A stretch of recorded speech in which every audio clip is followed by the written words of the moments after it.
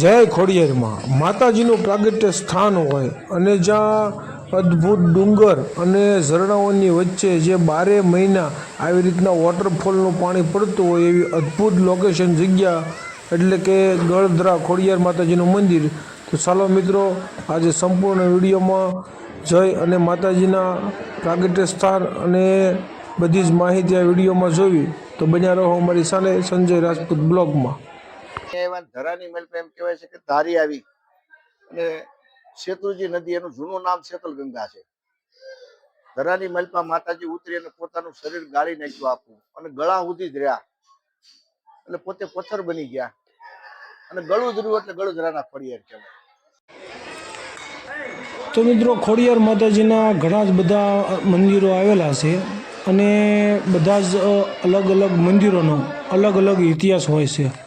તો મિત્રો, એવું જ એક માતાજીનું મંદિર જે ગળધરા ખોડિયાર ધારી આગળ આપણે આવેલું છે અને ધારી ડેમથી હાવ નજીકમાં નીચે ઉતરતા જ તે 1 કિલોમીટર દૂર જે ગળધરા ખોડિયાર આવ્યા છે તેમનો પણ ઇતિહાસ એક અલગ છે અને માતાજી અહીંયા સ્વયં સ્વયંભૂ પ્રગટ થયેલા છે. તો મિત્રો, ચાલો આપણે આજે ગળધરા ખોડિયાર જઈ અને પાણીના વોટરફોલની બાજુમાં જ આવેલું ખૂબ જ સુંદર અને રમણીય મંદિર એવું ગળધરા ખોડિયાર માતાજીનું મંદિર. તો ત્યાં જઈ અને માતાજીનો ઇતિહાસ શું છે, જમવાની સુવિધા કઈ રીતની છે, તે બધી જ આપણે આ વિડીયોમાં જોઈશું. તો મિત્રો, બન્યા રહો અમારી સાથે અને આ વિડીયોમાં માતાજીના દર્શન કરી અને તેમનો ઇતિહાસ પણ જોઈએ. તો મિત્રો, આપણે ગળધરા માતાજીના દર્શન કર્યા અને અહીંયા માતાજીના દર્શન કરીને ધન્યતા અનુભવી. તો મિત્રો, આપણે મંદિરે તો અહીંયા આવતા જ હોઈએ છીએ, પણ અહીંયા માતાજી પ્રગટ કઈ રીતના થયા, માતાજીનું મહત્વ શું છે અને જે આપણે આગળ નીચે જોયું કે જે આપણે માતાજીનું પ્રાગટ્ય સ્થાન છે તેનું મહત્વ શું છે. તો મિત્રો, ચાલો આપણે અહીંના મહંત શ્રી કાળુ બાપુને વિનંતી કરવી કે માતાજીના પ્રાગટ્ય વિશે અને માતાજીના પરસા વિશે આપને થોડુંક અવગત કરાવે અને આપણે માતાજીના મંદિરે તો જાવી છીએ, પણ સાથે સાથે એમનો ઇતિહાસ શું છે તે પણ જાણવાની થોડીક કોશિશ કરવી અને તેમનો ઇતિહાસ પણ જાણવી. આપણે ત્યાં ધારી ગળધરા ખોડિયાર મંદિર, કાળુપુરી બાપુ ભાઈનું એમ કહેતું કે માતાજીનો ઇતિહાસ શું, ગળધરા ખોડિયાર માતાજી. તો માતાજીના ઇતિહાસમાં એવું કહેતું કે માતાજીનું ગામ જે છે એ વલભીપુર પાસે રોહિશાળા એમ કહેવાય. ખોડિયાર માતાજી હાથે બેન એ જીવતા સમાધિની છે. હાલમાં સ્થાન બહુ મોટું છે, ત્યાં પણ એવડું ધામ છે મોટું. ત્યાંથી માતાજી અહીંયા આવ્યા. ધરાની મેલ એમ કહેવાય છે કે ધારી આવી અને શેત્રુજી નદી, એનું જૂનું નામ શેતલ ગંગા છે. ધરાની મલપા માતાજી ઉતરી અને પોતાનું શરીર ગાળી નાખ્યું આખું અને ગળા સુધી જ રહ્યા, એટલે પોતે પથ્થર બની ગયા અને ગળું ધર્યું એટલે ગળુધરાના ખોડિયાર કહેવાય. મેન મંદિર માતાજી સ્વયંભૂ માણસમાંથી પથ્થર બન્યા હોય તો આ ગળધરા ખોડિયાર પહેલું મંદિર. બીજું કે માટેલ માતાજી એમ કહેવાય છે કે હાથે પોતાના હસ્તે સ્થાપના કરી. અને ભાવનગર જે રાજપરા ખોડિયાર કહેવાય, ત્યાં દરબારને અકૂટ વિશ્વાસ હતો, શ્રદ્ધા એવી હતી એમને કે ભાઈ મારે માતાજીને મારા ગઢમાં સ્થાપના કરવી.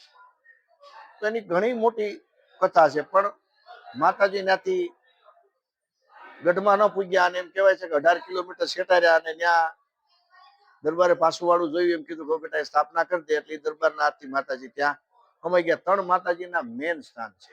બાકી તો અનેક નવખંડ પૃથ્વીમાં કહેવાય છે ખોડિયાર માતાજીના તો એવડા મોટા પરચા છે અને બહુ જાજા ધામ છે. બાકીનો એ ધરાનો કાંટો જે માતાજી શરીર ગાળ્યું અને રાણીનું ઝાડ એમ કહેવાય છે કે આજે 2000 વર્ષ પહેલાનું. માતાજી સંમત 400ની સાલમાં પ્રગટ થયા, 1681 વર્ષ હાલ્યા. માતાજીના ઘણા ત્યાં માતાજી 750 વર્ષ બેઠા. ત્યાર પછી એમ કહેવાય ભાઈ મંદિર કે કઈ થઈ ગયું નતું, નદીનું પ્રવાહ જાજો, માતાજીને અહીંયા બોલાવી અને એમની રજા લઈને ઉપર બેહાડ્યા. બાકીનો અહીંયા અમરેલી થી ગણો તો 35-40 કિલોમીટર છે અને નજીકનું ધામ છે. બાજુમાં સફારી પાર્ક છે, સત્તાધાર અહીંથી નજીક થાય છે, તુલસીશ્યામ નજીક થાય છે, એટલે વચ્ચેનો પોઈન્ટ છે. બીજું ફરવા લાયક કે 12 માસ અહીંયા પાણી ચાલુ હોય છે. ધોધ એવો પડે છે કે માણસને અહીંયા બહુ મજા આવે એવું સ્થાન છે. અહીંયા નક્ષત્ર હાલે છે. બાકીનું ભાઈ, જો કે મને તો બોલવાની ટેવ નથી, હું પોતે કલાકાર છું અને ભજનીક છું, એટલે મને બહુ બોલવાની નથી, પણ સરસ કહેવાય કે એમને ભક્તિ વિશે જાજુ કીધું કે હું આવી ધાર્મિક ચેનલો અને માતાજીનું હોય કોઈ સાધુ સંતોનું હોય એવું પોતાને વિચારો એ સારું કહેવાય. હું તો કહું છું માતાજીની એમના કૃપા કહેવાય કે ભાઈ આવો વિચાર આવ્યો. બાકી તો બધું આ દુનિયાની મહેલ પર હાલે છે, પણ સત્ય જે વાત છે એ ટકી રહે છે. જય માતાજી, જય ખોડિયાર. તો મિત્રો આપણને કાળુપુરી બાપુએ સરસ મજાનો ગળધરા ખોડિયાર માતાજીનો ઇતિહાસ જે આપણને અહીંયા સમજાવ્યો સરસ મજાનો.